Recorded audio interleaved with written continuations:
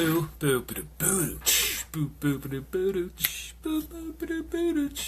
Escaping dystopia, escaping dystopia. Sometimes when you want to, you just escape dystopia. So, anyway, hello, howdy, regular viewers and random passersby. Tonight is yet another episode of what I call Escaping Dystopia. It's where I come down to my basement and yell at my phone for a little while every week. I mean, let's be honest. So, how's it going, everybody? I get like a hello or a howdy or something from you, a little bit of feedback. Anyway, we'll be talking about a lot tonight about the testimony of the former director of the FBI. Mr. James Comey is the main topic of the show this evening. I wanted to, and part of why I'm doing this show, and all of it is, what's up, Tisa? Is just to kind of memorialize a lot of this stuff for myself and, whoever may see. And I'll, I have the website, which I need to continue to update as more often than I have been. And also, of course, to continue that conversation. This Comey thing, I'm going to talk about some of the other news, but that's, I've been doing my little outlines at the beginning of the show, and that's what I'm going to talk about Comey tonight, and then some other news maybe near the end of the show.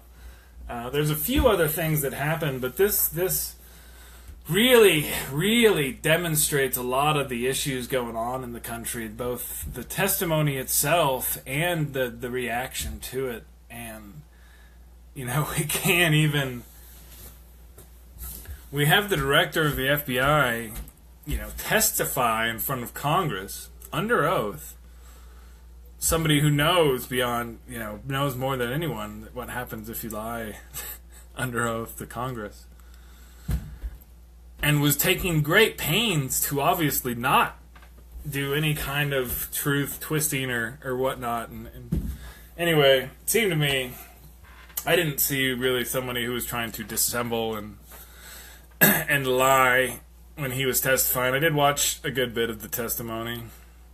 So I'm going to talk about a little bit about what he said, how he said it, what he didn't say, what he leaked, what Trump called him, a little bit of the Trump lawyers, some of the other Justice Department lawyers, and then some of the people trying to defend him and discussions around that. So that's mainly what we're going to talk about tonight. So, but he wants to, feel free to always chime in, and you can always change the subject and do what you want, man. It's like, you probably, I don't even know what people are doing, like on my Sunday night shows.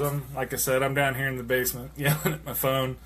I'm sure you people have wonderful, busy lives. So, we did have a wonderful day today, as far as a little bit of helping, showing, helping to show this world that there is a little bit. We went to a little bit more hope and joy. We went to a equality. Sup, Mr. Waremaker. By the way, you look. Nobody ever tell you look like one of the Avengers, right? Like the Family Man Avenger. I mean, anyway, if you guys look at, anyway, one of the Avengers is. I've got a friend who's an Avenger. We went to a equality march this morning here in Denver at Cheeseman, sorry. There's two E's and one S. Oh yeah, has nobody ever told you look like, is it Hawkeye? Is that the dude? Who's the guy who's got no powers? He just shoots the bow, right? No, totally. Yeah, somebody else, I think my wife could probably back me up if you go look at some of Chad's pics and be like, oh, yep. Got it. Nailed it. Anyway, see? Straight up pandering. Avengers. But we did. We went to the Equality March this morning. There was a few hundred people. Yeah,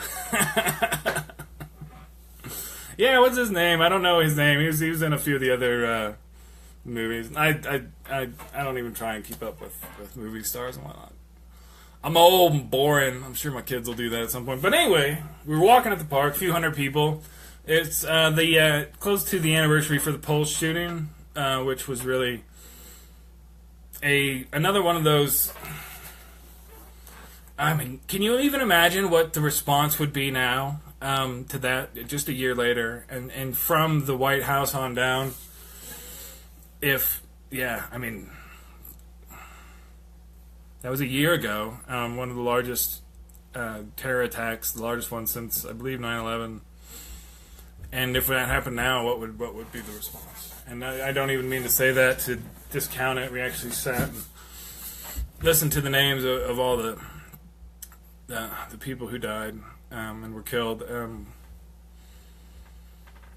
Anyway, I think it is very important that everybody out there who does feel like it's odd, and what I'm kind of getting at here is a little bit of the victim complex of the right wing. And I went out today, and there was also the marches. I'm getting way off topic, but that's cool. They had the anti-Sharia, I don't even know. Most of the people who actually are scared of this stuff don't even know what they're talking about. But these, the people I call the morons and the idiots, the bigots and the fools, and they feel like, they're being so put upon. And I guess we'll know when it gets really bad for them and they actually do deserve some sort of, cultural victim status when they start killing themselves. But then I say that, right? And then the actual suicide rate for, these older white males with no future is actually quite high. This kind of gets to a little bit of the empathy concept for healing the nation, and it's hard to do when they're saying such stupid things. But anyway, totally off topic there. I hope you can kind of follow me if you were listening to that. We can get back to the testimony that we heard this week from the former director of the FBI. So what he said was pretty straightforward. The written stuff, you got to realize, it's not like he's writing between the lines per se, but this stuff, I never really felt before that I needed to document these conversations, but oh yeah, the answer, they had a couple here. I saw a couple live friends down in, I think it was Austin. They had the riot police out. I would have liked those people. I love to. You guys have seen. I love to engage those kind of people in conversation to see if they know anything about stuff. Sometimes, I guess, maybe. But anyway, so we have this wild, different reality on what happened, and actually, you had to point out to somebody there was written testimony for what Comey was saying, and in that written testimony, it's very clear that he's got some serious issues with what happened and how it went down, and indeed, how it went down is what the big issue is.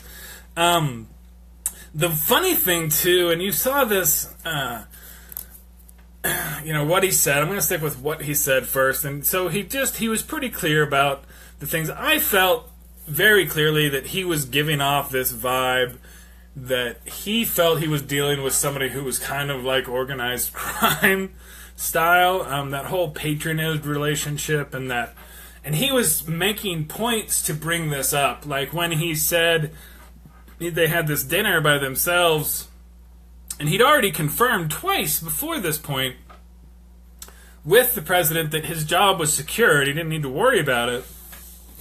And then you show up for dinner alone with the guy, and he's like, "Hey, yeah, do you even like your job? You like that? Well, what about this thing? You want to keep your job, right?" I mean, this kind of questioning and this kind of whole situation going on, it was very, very uncomfortable, and this is why he documented it. Right, this is where these implications. I hope you could see it in your heart to do this favor for me. And my loyalty is very. Could you kiss this? I mean, very clearly that's what Trump felt was going on. There's a thing too, and actually Preet Bharara, he was the attorney, the state's attorney, I guess. I don't know what they're called, sorry. Not a law dog up in New York. who also got fired, who also now talked about how he had been reached out to directly by the president and also felt uncomfortable about trying to set up this patronage relationship. Comey talked about it in his testimony, too, and that thing, and he's like, well, he was talking about, that thing you did, and I could tell that the president was trying to think back to, that McCabe thing, I'll get to in a second, and, he couldn't, and he had thought that he'd done me a favor, I do you a favor, you do mine, remember I did that thing for you, and that thing, I think in the president's mind is that they didn't go after and smear his friend, who he calls a good guy, and so Comey's saying McCabe, right, is this other FBI guy, he's a good guy, and Trump's saying, well, I did you that favor by not smearing him. So we got that thing, right? That thing. I mean, it's... And then, to have the Republicans kind of cover for it, that was really disturbing. And that's part of where we get to what he didn't say. And this was... this would be what kind of my line of questioning would have been if I was a senator talking to Comey. And some people kind of got towards it, but... So I'd start out just... Because he wanted to, and he makes clear, he talks about the no fuzz thing, and I did a couple of posts from Jim Wright and some other thing about, in the intelligence world, when you get to this whole concept of, having assessments in reality, and that was what the FBI and CIA, DOJ before had done, was the assessment that came out. The Russians did this. There's no question they did this. So this would be my questioning for Comey, who'd be like, well, Director Comey, or whatever you're calling him there, we know the Russians did this, right? There's no question in your mind, no fuzz, that the Russians were trying to influence the election, correct? He'd say yes. And then, do you know who they wanted to win? And, depending on how he wants to try, because he was very trying to not be partisan. But you have to make it clear. You have to make that part of the record. Do you know who they wanted to win? Oh, they very clearly wanted... Did they want Hillary... if he kind of tries to fuzz, did they want Hillary to win? No. Did they want Trump to win? Yes. Okay. So you can set up this, and this is what isn't on the record. That they didn't say that's who the Russians were trying to help. So you don't have very clear this political motivation. Which... for watching it was very difficult, because the difference between how the Republicans and Democrats were asking questions during the hearing was just, it's so hard to see that kind of stuff happen when all the Republican questions were, after this, just these questions about the leak, and I didn't actually have some of the notes, but just the different themes that went on.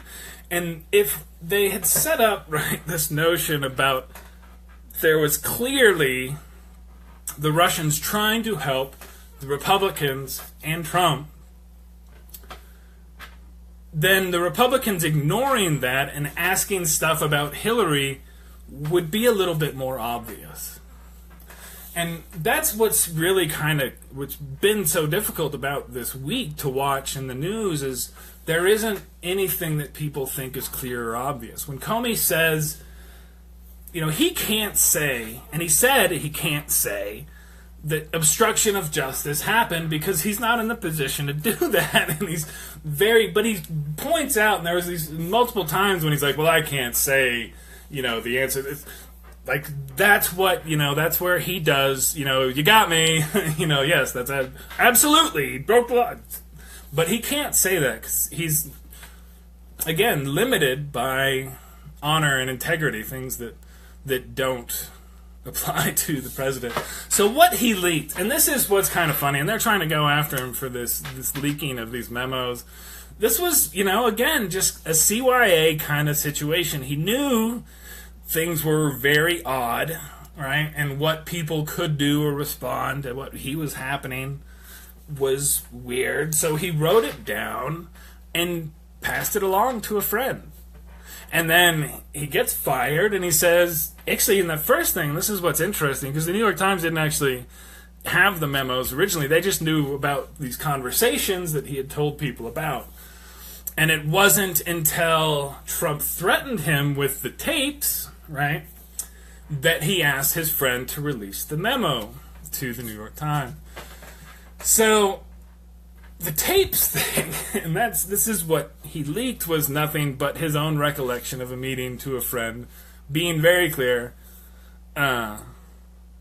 He just tweeted, he tweets a bunch of crap stuff. We'll talk about some of the other tweets a little bit later, because there were some other tweets that were really pretty bad. Well, that was one of the other things, because he actually, in this case, and this is what's odd, and I don't even know, I think he might be even trying to intentionally bias the FBI against him. I don't, which the mind kind of blows on that, but when you're calling the former director of the FBI, who didn't quite stand up to you, but didn't bend over for you, and you fired him, and then you turn around and call him a coward, that's just, I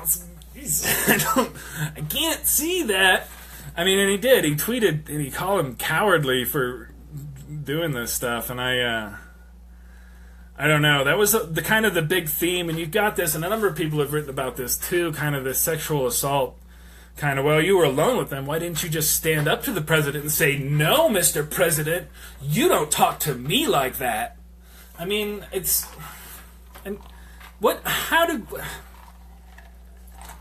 as Comey was saying, is like, I was kind of stunned and shocked. And that's, this is a guy, and one of the people brought up to mention, he's like 6'8". I mean, he is not like a little man. He's not something, he's, trained in multiple martial arts, whatever. He can kill people with his pinky. And I mean, and he's like, I was stunned.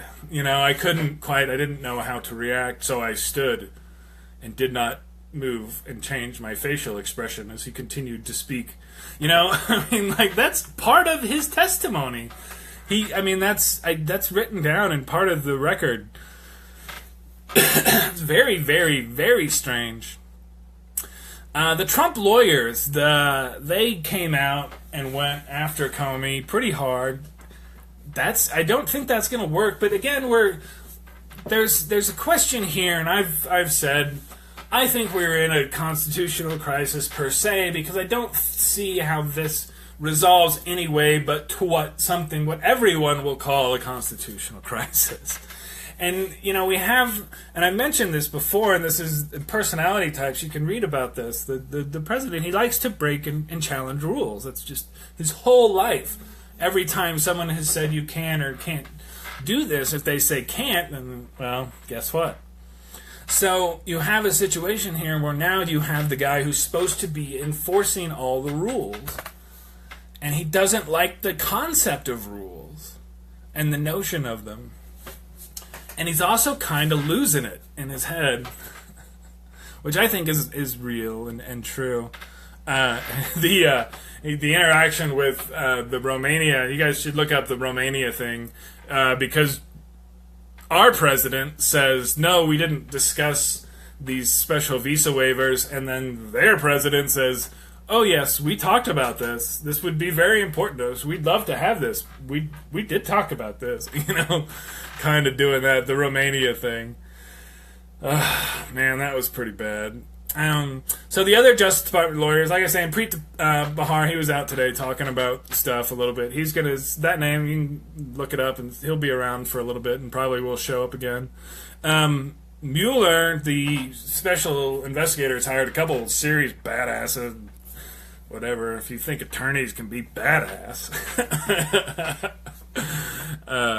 They can be very wealthy and powerful, so I don't know what you think badass counts for in this day and age, but they hired a bunch of badass attorneys to investigate for both some fraud, criminal stuff. There's, again, I mean, if you had to bet, would you think that Trump is involved with any criminals in his business dealings?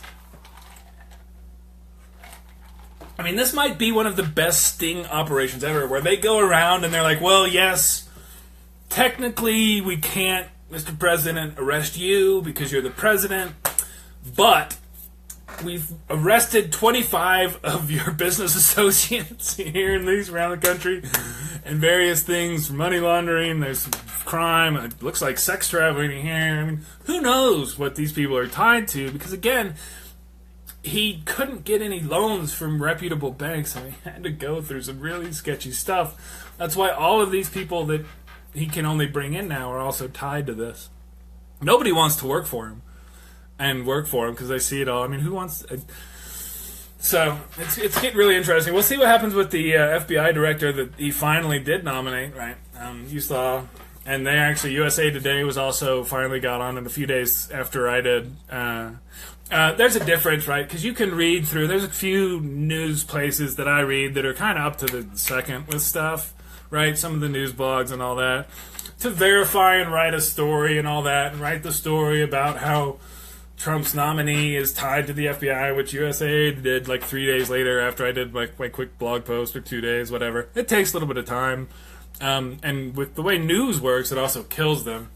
This is a huge issue right now with the news world.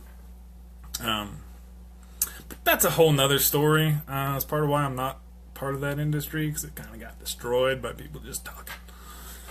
Anyway, people trying to defend Trump have been hilarious. Talked to a few of these people, and when, on the one hand, and he's literally saying both, I didn't say that, but if I did, it'd be fine. And you can't. And when you're trying to defend somebody and being like, well, it's perfectly all right. He can do that. Well, he's saying he didn't do that, and it looks like you totally cannot do that, which is why he's saying he can't. But then he's, and these people just got to be sick of it after a little while. I can't. I think it just keeps going down. We're really close to what I thought. I mean, remember at Bush. At his lowest point, right, after most of the country thought he had lied us into Iraq, years after any evidence, any kind of 29% was how low he could get. So we're at like 34. We're like 6 months in. And this is still with an amazing economy. I mean, super amazing, because until we fix the tax rates and do some serious investment in the people of this country, we can't really have an amazing economy. But as far as the unemployment rate and a lot of that, we're in pretty good shape, and nobody still likes him, which normally that's not the way things kind of work. So we'll see. The tide will break before too long, one way or the other, or we have another pulse or something. And then things get just wild and crazy. I'm going to finish up real quick, because I started a little late. But with other stuff that happened this week, that's good to know about. They haven't finished yet, but the House did pass a big gutting of the Dodd Frank and the financial regulations. Because, Wall Street needed help, and now they got their guy. Actually, they've had the Republicans for a while. Now they just have a president who will rubber stamp whatever they wanted.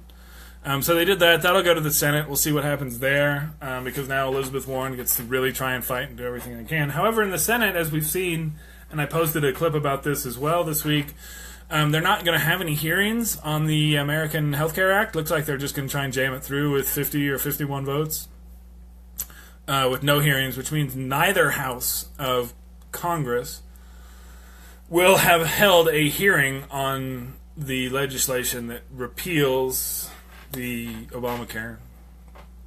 And if they do that and then sign it, wow. You're going to see mass crushing things. Yeah. Dodd Frank has really hindered the stock market. Indeed, we've hit highs because they've been pretty steady, and they know that they're about to get massive tax cuts in one way or another. So corporate America is actually pretty happy. I think it's the rest of folks who aren't so jazzed about things per se. The UK elections, you see the tide switching. Hopefully the kiddos can keep voting in Western countries. I would love to see them not be distracted. In this country next year, I do, and we're going to bring this all the way back round, full circle, back to the equality parade that I went to this morning with my family. There were a couple speakers there who were teenagers, and actually I think one was almost, I think she was like 12, but speakers, and the organizer actually was, one of them was a 16-year-old girl. And so I think there's some really good kiddos coming up for the future, and I'm not too horribly worried about that, about the youth. I think it's interesting. We're going to start seeing some of these adults that have been internetized big time their whole life, which I think is the actual defining characteristic of those millennials, is that their access to information has been for the entirety of their sentient existence. To put funny words on it is worth like a couple quarters. But I do think that has shaped them a little bit. So we're going to see how that works out. I think they're some smart, hard-working folks once they start getting some power. We'll see what happens. All right, so thank you for checking out my show, if you can even call it that. We're going to go upstairs and have some cheesecake. That's right, cheesecake. And with that, I shall say bid you adieu, and I'll see you next week, and we'll keep trying to talk about this stuff. Really curious stuff. We're supposed to have, within the week, some tapes. There are no fucking tapes. But we've had like a week, so they've got till the 23rd, I guess, which was the proverbial 2 weeks when everything else will be done. Not that I haven't used that whole 2 weeks thing myself. I do some development work, blah, blah, blah. 2 weeks, yeah, sure. Anything can be done in 2 weeks. Which is, yeah. No, not anything can be done in 2 weeks. Peace out, man. Thanks for stopping by, Chad. You do totally look like the bow shooter guy. And I'll see you guys next week. Peace out, and love y'all. Peace. Be good.